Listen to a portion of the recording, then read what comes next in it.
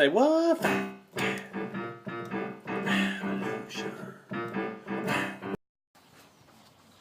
Alright. Welcome back to Fat Cat Revolution. We're going to be finishing up the Monsanto series this week. And we can finally start moving on to some more important stuff also. Right now we're going to talk about Rbgh and Monsanto and the revolving door in government. But first I'm going to take you to the naughty nice list for this week. And I'm just going to hit you with that right now. Alright, we're here for your naughty nice list. We're going to get down to it. Talking about the naughty and nice.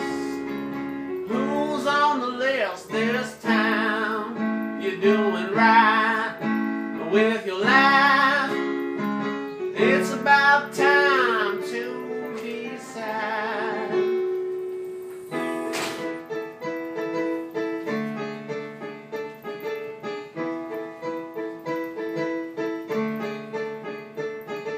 Whole Foods on the naughty list. They claim that they support organic, but they're just a corporation only out to make a profit. Overpricing local products. Natural foods means next to nothing. Hey, why not if it makes you money? No one really cares about these farmers. Hey, we're Whole Foods, we're here to stay, and we support local farmers in our way. And by in our way, I mean we buy the stuff and put it in a dark corner and overprice it so no one want to buy it and want to buy a Whole Food brands food, which isn't even organic or even natural, but hey, it makes us money, so yeah, we're naughty. Yeah, not nice. Ooh, screwing one local farm at a time. That's us, Whole Foods, here for you. Why don't you stop on by?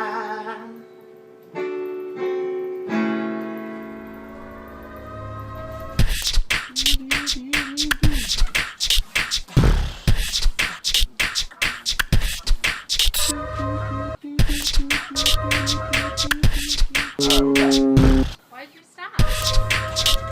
You're gonna cut that out anyway. Alright, we're back. That was the naughty nice list, thank you. Alright. So I'm going to talk about Rbgh. What is Rbgh first? I'm going to explain that to you. This is a product that Monsanto came up with. And it was in the 90s. It's based off a hormone that's in cows. Cows have a hormone to help them produce milk, and what Monsanto did was alter it and create their own artificial hormone based off this natural hormone and increases the amount of milk that a cow makes. And so obviously this is supposed to help farmers. That's what they marketed as this big thing. And to get it approved, they did a lot of things that is pretty scary. That really shows the flaws in the system, of the FDA. There's so much influence that happens, and so much crossover that, it's not what it should be. The oversight is not what it should be. So that's what this story is about. In the 90s, they came up with Rbgh, called bovine growth hormone. That's what it is.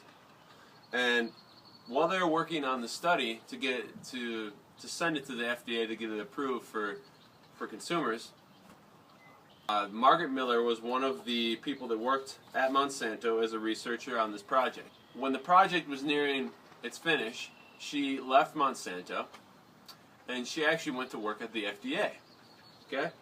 So then a little bit later, when Monsanto finished the study and they sent it to the FDA to get it approved, guess who was on the team to approve this study? And to look at the study, Margaret Miller, who also worked at Monsanto on the same exact study. Seems a little weird, seems like a little conflict of interest, huh? The other person also worked at Monsanto as a researcher. So they have two Monsanto people looking over this study that is supposed to be a study that determine if it's good for consumer use. Then, the final say to get it accepted at the time was Michael Taylor. He was the head of the FDA at the time, and he was a former Monsanto lawyer. And he was the final stamp for approval. So those are the channels it goes through to get it approved. Not only did they approve this for consumer use, they also approved it not to get labeled at all. So they didn't have to label the milk that it had an artificial hormone in it. So some of the health risks that were found out after, because they really didn't do many studies on it, they just approved it right away. The only study they really had was the Monsanto study. It wasn't peer-reviewed. It wasn't sent through the normal channels that you would send something. It ends up being really bad for the cows because the increased milk gives the udders infections, which ends up sending pus into the milk, and so they lose a lot of the milk that's supposed to be producing more. It's supposed to be producing around 15% more milk, but actually it's getting pus, it's getting blood, and the cows have to get more antibiotics, which pass through the milk and can contribute to antibiotic-resistant bacteria. It's been debated whether or not it's bad for people, but there are certain things about it that you would say is bad for people. Like, it has an increased IGF is insulin growth factor 1, which has been linked to some cancers. If it's an increased amount, it's been linked to some cancers such as breast cancer, liver cancer, blah, blah, blah. So it's unknown if it comes through the milk, if that increases cancer, but the fact that this is in this milk can't be good. Can't be a good thing. So in 2001, a couple reporters were doing a story on Rbgh in Tampa, Florida. And this is straight from the reporter. Their story got delayed multiple times for odd reasons. They also said that their supervisors pressured them into using incorrect stats in their story. After they found out that Monsanto threatened the station with legal action if they were to continue on the story. And the reporters ended up getting fired because of it. In 2003, Monsanto asked Maine to stop using the quality seal on their milk. And the quality seal was granted to milk that was non-Rbgh. So Maine refuses. They say, hey, you can't tell us what to do, baby. We're a state. You're just a company.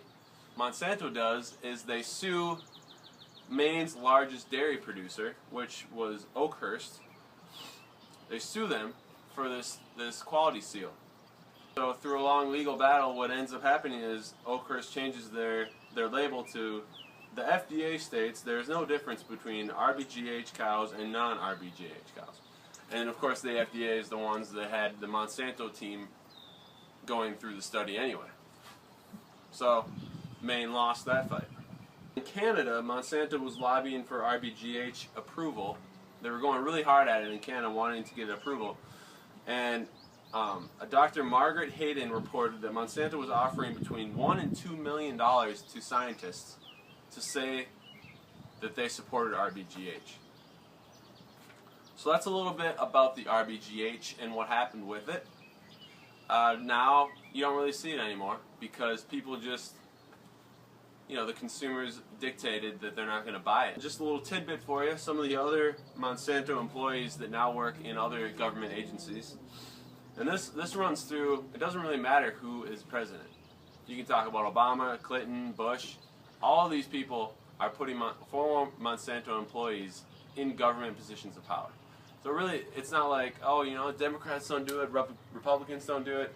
Everybody, all the politicians do it because Monsanto pays well. So we got William Colon. He's a legal team, Monsanto, and then he moved to U.S. Department of Justice in the government. Sam Skinner, legal team, Monsanto, U.S. Department of Justice. Michael Friedman, he was the VP of company, and then he went to the commish of the FDA. Michael Cantor, Board of Directors, Monsanto, now he's U.S. Secretary of Commerce. Clarence Thomas, Monsanto lawyer, U.S. Supreme Court. And the list goes on and on. It's super long, and the connections within.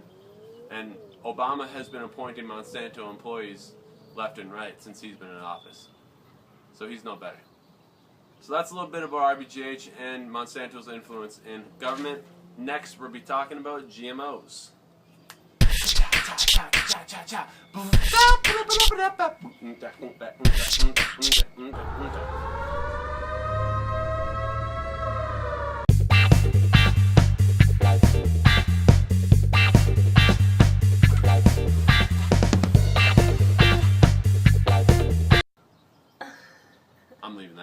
I'm leaving that in. Can we get a double Vans? Double Vans! Can we get a double Vans? Stop talking. Let like the that. people see.